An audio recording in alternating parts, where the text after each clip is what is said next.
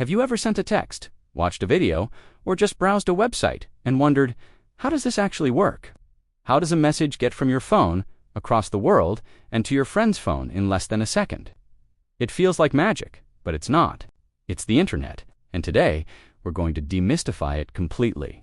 Stick around, because by the end of this video, you'll understand the incredible journey your data takes every single day. And hey, if you love learning about how the world works, do me a favor and hit that subscribe button and ring the bell so you don't miss our next deep dive. All right, let's start with the basics. The internet, at its core, is just a giant network of connected computers. Think of it like a global road system, but for information. Your computer, your phone, the servers that host YouTube, they're all like houses and buildings in this massive digital city.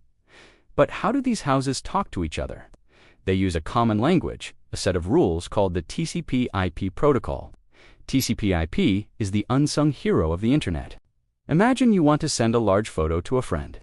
Sending it all in one huge chunk would be like trying to mail an entire elephant. It's inefficient and likely to get stuck.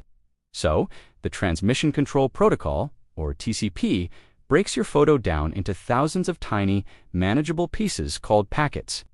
Each packet is like a postcard. It gets a little bit of the original photo, plus a label with the destination address your friend's computer and its own sequence number, like packet 1 of 5,000, packet 2 of 5,000, and so on. Now, where do these packets go? This is where the Internet Protocol, or IP, comes in. Every device connected to the internet has a unique IP address, which is like its home address. Think of it as the specific street, number, and city for your digital house. The IP's job is to act as the postal service, looking at the address on each packet and figuring out the best route to get it to its destination. This is where things get really cool.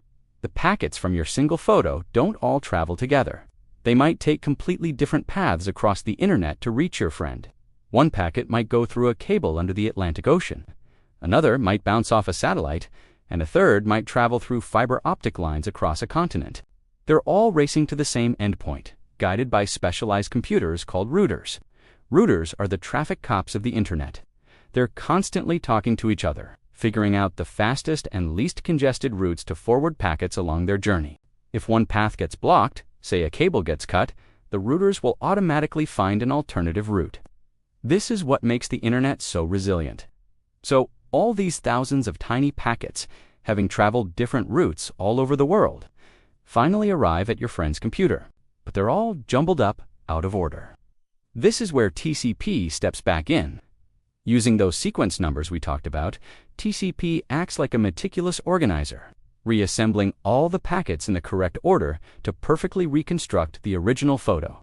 If any packets got lost along the way, which can happen, TCP notices the gap and sends a request back to your computer saying, "Hey, I'm missing packet number 3421. Can you send it again?" Once all the packets are received and reassembled, voila! Your friend sees the photo on their screen exactly as you sent it.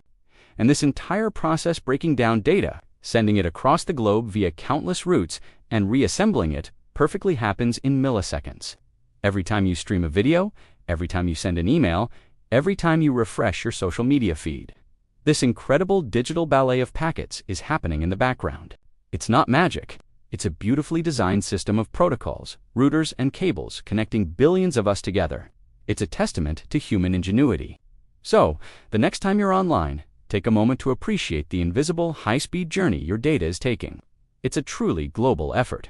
I hope this cleared things up and gave you a new appreciation for the digital world we live in. What other tech topics should we break down next?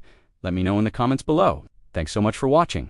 If you found this helpful, please give this video a thumbs up, and don't forget to subscribe for more content that makes the complex simple.